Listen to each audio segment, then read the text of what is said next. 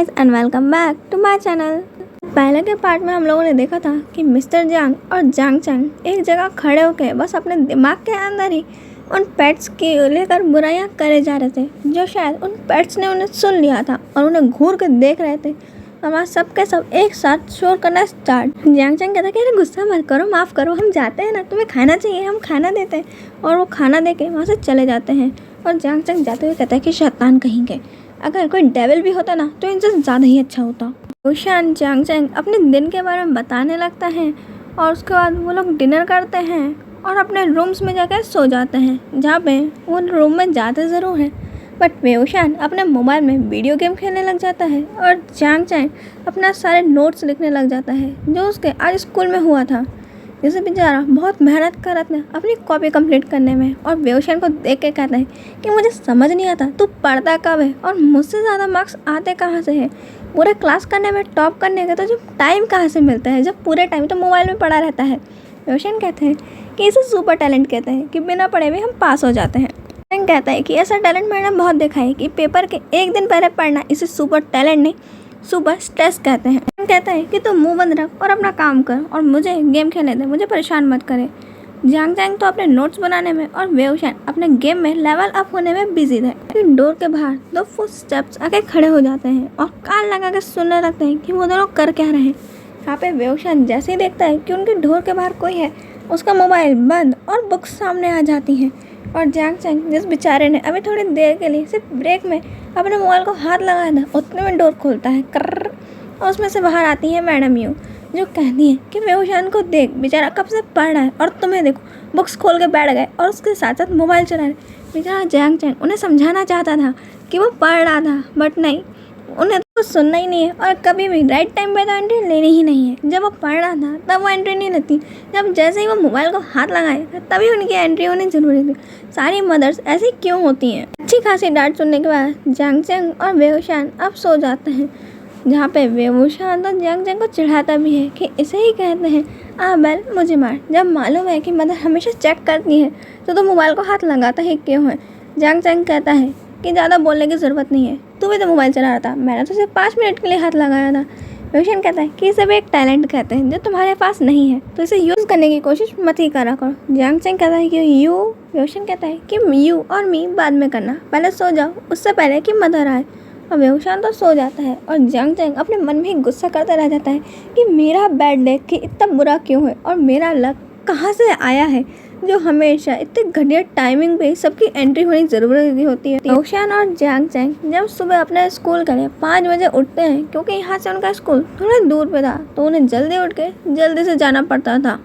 और जब उन्हें मालूम चलता है कि वो इतने सुबह जल्दी उठे और आज उनकी छुट्टी है, बेचारे सोच रहे थे कि हम अपनी नींद खराब ही क्यों करें। बट उसके बाद उनके फ्रेंड्स का प्लान बनता है कि आज नेहोजन के घर पे वो लोग पार्टी करने वाले हैं, इसलिए सब के सब वहाँ पे ऑल टुगेदर हो जाते हैं और सारे फ्रेंड्स मिलके अब बातें करने लगते हैं और बातों में उनका गेम निकल जाता है ट्रूथ एंड डेयर का।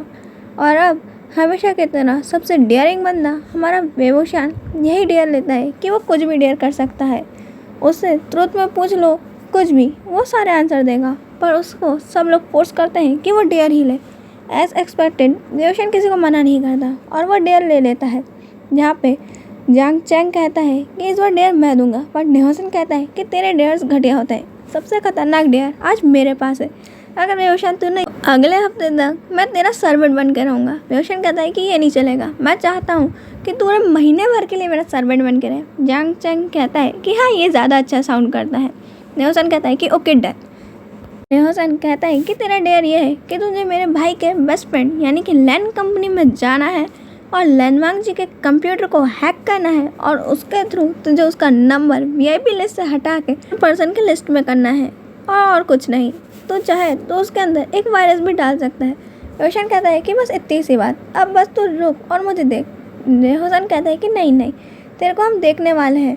वैनिंग सारे कंप्यूटर्स को हैक करके हर कैमरे के थ्रू हमें दिखाएगा कि तू कब क्या कर रहा है और ये डेयर तुझे अभी इसी वक्त करना है। वेओशान कहता है कि ओके मेरी बाइक की की दो और वो बाइक की की उठाता है, हेलमेट पहनता है और अपनी बाइक में बैठ कर निकल जाता है, जिसके पीछे हमारा वैनिंग ने अपने कैमरे ऑन कर दिए थे और वेओशान ने भी एक सीक्रेट कैमरा अपने पास रखा हुआ था, जिसके थ्रू वो लोग वेवशान को देख पा रहे थे कि कब वेवशान क्या कर रहा है।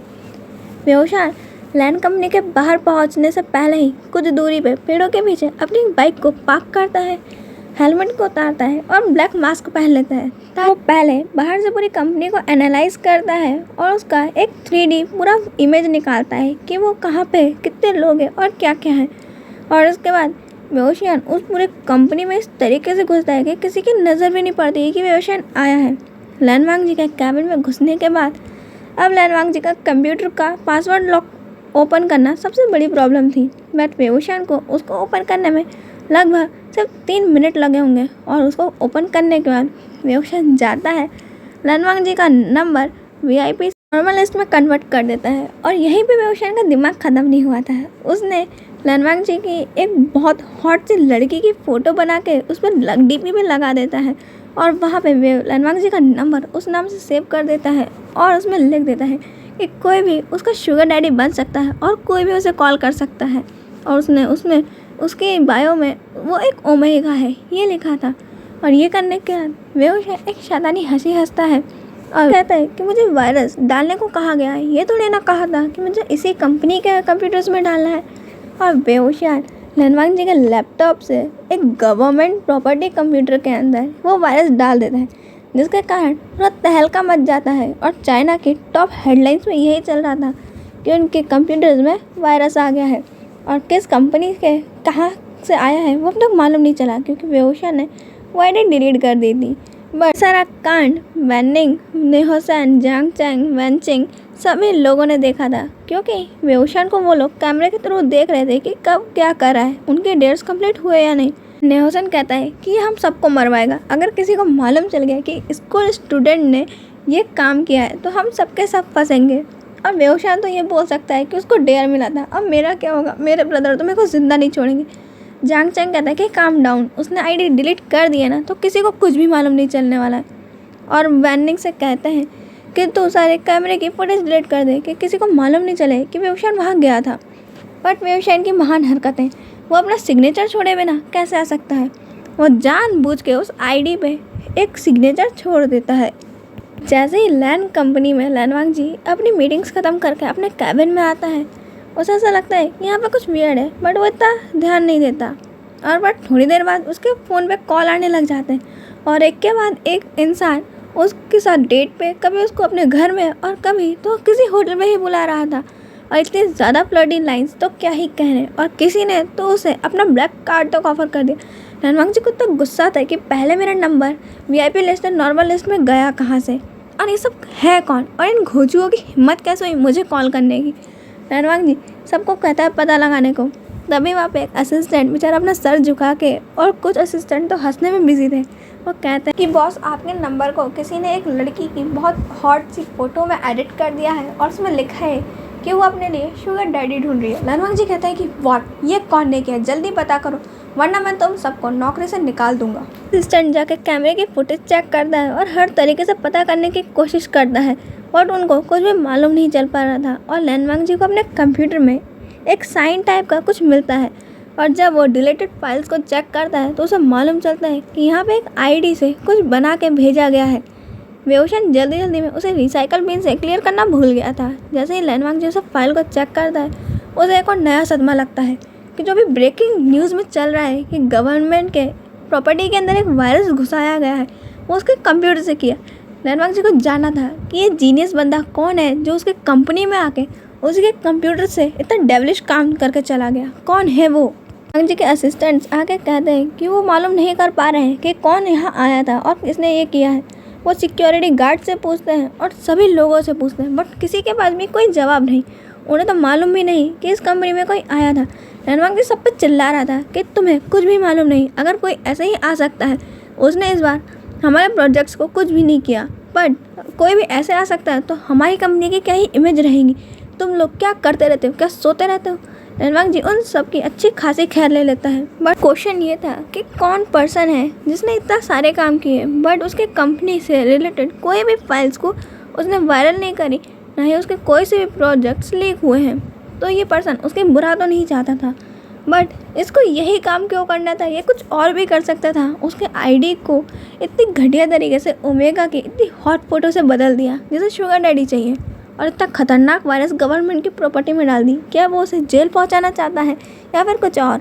चैन कहते हैं कि वांग जी अब इसके बारे में इतना मत सोचो, जो हो गया सो हो गया। हम इसके बारे में किसी ना किसी तरीके से पता लगा ही लेंगे, और इसके लिए मैंने 2 सीक्रेट एजेंट्स हायर कर लिए हैं जो इसके बारे में इन्वेस्टिगेट कर रहे हैं, और हमें अब नी मिंगजुई के घर चलना है, तो अब हमें यहाँ से निकलना चाहिए। वांग जी कहता है कि ओके ब्रदर, और वो दोनों अपनी अपनी कार में बैठते हैं और वहाँ से निकल जाते हैं। बट बाद उनकी कार एक मेंशन के सामने जाके रुकती है। लोग नी मेंशन के सामने पहुँच गए थे। अब वांग जी और लैन चैन अपने अपने कार से उतरते हैं, तभी वहाँ पे एक बाइक भी आके रुकती है। वांग जी और लैन चैन उस और देखने लगते हैं, बट वो देखते हैं ये यहाँ पे पूरे ब्लैक ड्रेस में एक लड़का है जिसने अपना हेलमेट उतारा और मास्क पहना हुआ है, और वो मास्क पहन के ही नी मेंशन के अंदर जाने लगता है। वो लोग इस पर्सन को जानते नहीं हैं, इसलिए इसके पीछे पीछे ही जा रहे थे। व्योशन को इसको कोई लेना देना नहीं कि उसके पीछे कौन आ रहा है, और जैसे ही वो अंदर पहुंचता है वो कहता है कि मैंने जैसा कहा था मैंने डन। नहीं हुसैन, क्या तुम तैयार है 1 महीने तक मेरा सर्वेंट बन के रहने के लिए? ये सब कुछ लैन चैन और वांग जी भी सुन रहे थे, और वो दोनों एक साथ पूछते हैं कि ऐसा भी क्या कर दिया और ये ऐसा क्यों करेगा। व्योशन अपना फेस मास्क हटाता है, और वांग जी व्योशन को देखता है तो वो देखते ही रह जाता है, क्योंकि व्योशन बहुत सुंदर लग रहा था और उसने ब्लैक एंड वाइट ड्रेस पहनी हुई थी जो तो बहुत ही सुंदर थी। बट व्योशन का टॉम बॉय लुक उसे और भी ज़्यादा ब्यूटीफुल बना रहा था। वांग जी का मुंह लैन चैन बंद करते हैं और कहते हैं कि अपना मुंह बंद करो वांग जी, नहीं तो वो ओमेगा तुम्हें ऐसा देख के ही डर जाए। तो व्योशन कहता है कि सॉरी मैं आपको जानता नहीं, आप कौन? वांग जी और लैन चैन उन्हें अपना इंट्रो करवाते हैं। शान कहता है कि ओह मुझे माफ़ कर दो श्योंगदी। वांग जी कहता है कि कोई बात नहीं, और लैन चैन कहते हैं कि हम लोग ने ऐसा माइंड नहीं किया।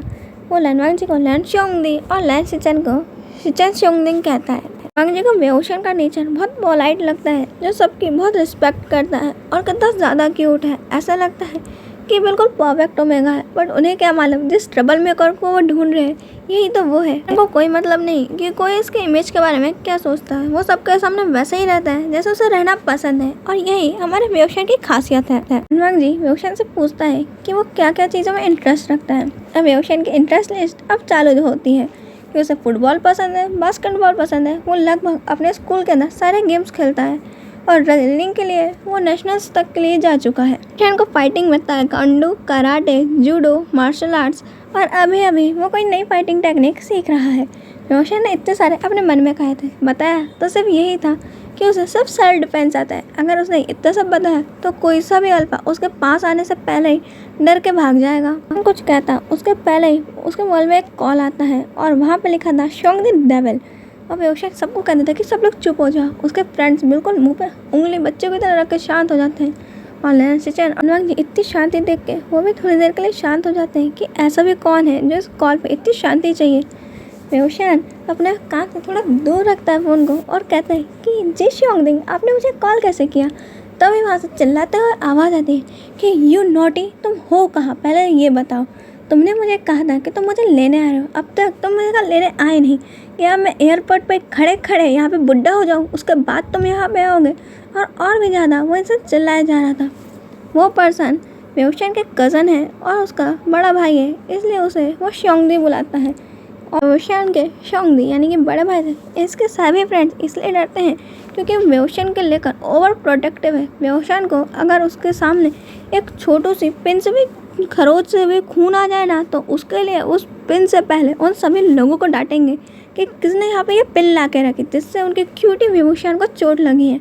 बेचारे उन लोगों ने पता नहीं ऐसी कितने ही हज़ारों डांट सुनी है व्योशन के श्योंगदी से, और व्योशन सुधरता नहीं है और कहीं ना कहीं जाके कोई ना कोई मुसीबत खड़ी कर देता है, जिसके कारण व्योशन बन जाता है और वो सब लोग उसकी डांट सुनते हैं। कहता है कि ओ श्योंगदिंग, मेरे को तो आ ही रहा था, पर यहाँ पे नी हुसैन ने मेरे को एक डेयर दे दिया था, और आपको तो मालूम ही है कि डेयर और मैं पूरा ना करूँ ऐसा नामुमकिन है, बस मैं उसे पूरा करके आ ही रहा था।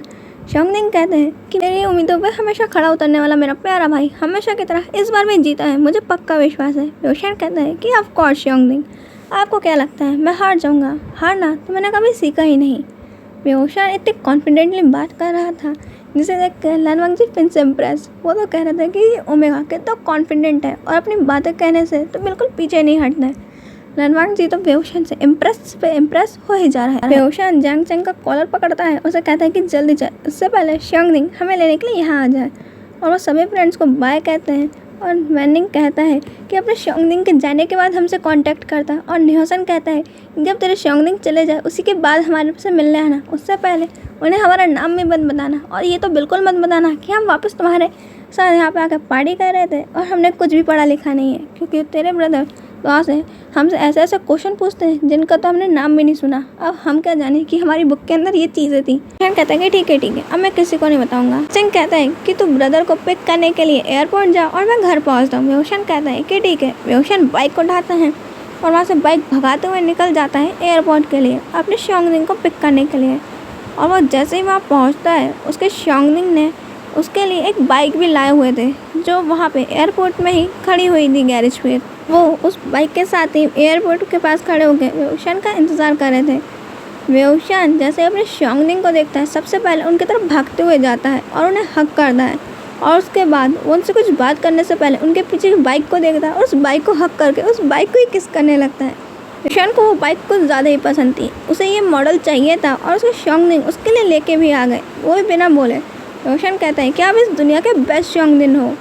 वो xiangning कहते हैं बेहोशान के कि ठीक है, अब इतनी मक्खन लगाने की ज़रूरत नहीं है, मैं इस बाइक को लेकर आता हूँ। बेहोशान कहता है कि नहीं, एक काम करो, आप इस बाइक से चलो, मैं इसकी राइड लेकर देखता हूँ कि ये कैसा है। बेचारे xiangning उनकी बाइक आते से ही पहले बेहोशान की हो गई। वो कहते हैं कि ज़्यादा फास्ट ड्राइव मत करना और सीधे घर आना। वो कहता है कि हाँ, मैं बिल्कुल जल्दी से घर पहुँचता हूँ, बस आप पहुँचो और मैं सिर्फ इसकी एक टेस्ट ड्राइव लेकर आता हूँ। बेहोशान हेलमेट पहनता है और वहाँ से बाइक भगाते हुए निकल जाता है। उसके xiangning सोचते हैं कि हाँ, इस लड़के को कहो कि ये काम मत करना तो ये ज़रूर करेगा, बस भगवान करे कि कोई भी इसकी गाड़ी के सामने आके ठुके नहीं। बेहोशान को बाइक रेसिंग करने का भी बहुत ज़्यादा शौक था और वो बाइक रेसिंग में कुछ ज़्यादा ही परफेक्ट था। और वो बाइक की 1-2 टेस्ट ड्राइव लेकर थोड़े टाइम बाद घर पहुंच जाता है। xiangning यानी कि शाओ जो उनके xiangning का नाम है और वो एक ओमेगा है, बट उन्हें नॉर्मल ओमेगा समझे ना, क्योंकि वो एक कराटे के बहुत बड़े एक्सपर्ट हैं और वो नेशनल्स के लिए खेल चुके हैं और वो एक नेशनल प्लेयर भी रह चुके हैं। और आज वो काफ़ी लोगों को नेशनल्स के लिए प्रिपेयर भी करते हैं कि अब तक शादी हुई नहीं है और उन्हें शादी करने में कोई इंटरेस्ट भी नहीं है। आपसे अब थोड़े से फ्लैशबैक में जाते हैं, क्यों हमारे बेहोशान के बड़े ब्रदर यानी कि शाओ इतना ज़्यादा बेहोशान को लेकर प्रोटेक्टिव है। तो हमारा बेहोशान 5 साल का था तब उसे कुछ लोगों ने किडनैप कर लिया था और उसको एक अंधेरे रूम में बंद रखा था। और उस समय बहुत ज़्यादा बारिश और थंडरस्टॉर्म हो रहे थे, जिसके कारण बेहोशान बहुत ज़्यादा डर गया था। बट उसे ये मालूम था कि उसके xiangning उसके बड़े ब्रदर उसे बचाने ज़रूर आएंगे, इसलिए वो बिना रोए वहाँ पे बैठा हुआ था। जबकि वहाँ कई और भी बच्चे थे जो रो रहे थे और अपने पेरेंट्स के पास जाने की जिद कर रहे थे, बट उन सभी में सिर्फ बेहोशान ही शांत था और ऐसा लग रहा था कि उसे कोई फ़र्क नहीं पड़ता। बट वो अंदर ही अंदर बहुत डरा हुआ था, बट किसी को दिखाना नहीं चाहता था, वरना जो इंसान डरता है उसे ये दुनिया और भी ज़्यादा डराना चाहती है। और जैसे ही उसके xiangning पुलिस को लेकर वहाँ पहुँचते हैं और उन सभी किडनैपर्स को पकड़ा देते हैं, तब जाके बेहोशान की आंखों से आंसू बहते हैं और उसे हक करके बहुत ज़्यादा रोता है। तभी उसके xiangning ने सोच लिया था कि वो अब से अपने भाई को खुद प्रोटेक्ट करेंगे, इसलिए उन्होंने बेहोशान को हर तरीके की फाइटिंग स्किल्स सिखाई है और उसे मास्टर कर दिया है। वो बेहोशान को लेकर बहुत ज़्यादा ही प्रोटेक्टिव हैं और इसीलिए वो हमेशा हर इंसान के ऊपर चिल्लाते रहते हैं कि बेहोशान को किसी भी चीज़ के लिए कुछ भी नहीं होना चाहिए, क्योंकि उस एक्सीडेंट के डर के कारण बेहोशान 1 हफ्ते तक बीमार रहा था और उससे तो थंडर से फियर भी हो गया था। बट कुछ टाइम बाद टाइम के साथ साथ वो इन सब की आदत में आ गया और अब उसका डर भी जा चुका है। हम आते हैं प्रेजेंट सेल्फ में, जहाँ पे हमारे शाओ की ये सारी यादें अब ख़त्म होती हैं। जब वो सामने देखते हैं कि अभी बारिश हो रही है और उस बारिश में बिजली कड़कने की कई ज़्यादा आवाज़ें हैं, बट बेहोशान अब वहाँ से शांति से चलते हुए आ रहा है और उसे अब इन सब चीज़ों से कोई मतलब नहीं है। शाओ को ये देख के बहुत अच्छा लगता है कि अब उसका भाई किसी भी चीज़ से नहीं डरता। वो जैसा चाहते थे कि इस स्ट्रॉन्ग ओमेगा बने, क्योंकि यहाँ पे इस वर्ल्ड में सब समझते हैं कि ओमेगा बहुत वीक होते हैं और वीक को दबाने की और भी ज़्यादा कोशिश की जाती है। पर उसका भाई बिल्कुल भी वीक नहीं है, वो बहुत ज़्यादा ही डोमिनेटिंग ओमेगा है। वो अपने आगे किसी को भी फेस नहीं करता और बेओशन की खासियत कि वो उसका एटीट्यूड कुछ ज़्यादा ही बड़ा है। अगर वो चाहे तो किसी के सामने ना झुके और उसे रिस्पेक्ट किसी को देनी हो तो ही दे, नहीं तो कोई भी उसे ज़बरदस्ती रिस्पेक्ट दिलवा ही नहीं सकता। इसके लिए इतना ही, हम मिलेंगे नेक्स्ट पार्ट में। बाय।